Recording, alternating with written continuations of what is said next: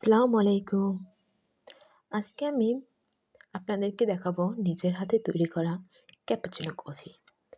যদিও এটা তৈরি করলে আপনি হট কফি, কোল্ড কফি দুটোই করে খেতে পারবেন। তবে হাতে করাটা এতটাই সময় সাপেক্ষ আমার প্রায় ৪০ মিনিট লেগে গেছিল। যদি কারো হ্যান্ড বিটার বা অন্য কিছু থাকে সেটা দিয়ে তৈরি করলে অনেকটাই উপভোগ্য হয়, সহজ হয়ে যায়। হাতে তৈরি করাটা অনেকটা কষ্টের।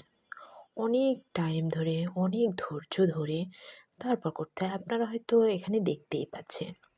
ধীরে, ধীরে এক ধাপে করা। এটার পরে, তারপরে আরেকটা করতে, করতে আপনারা হয়তো দেখতে পাবেন আমি আমার ব্যাটারটা দেখাচ্ছি।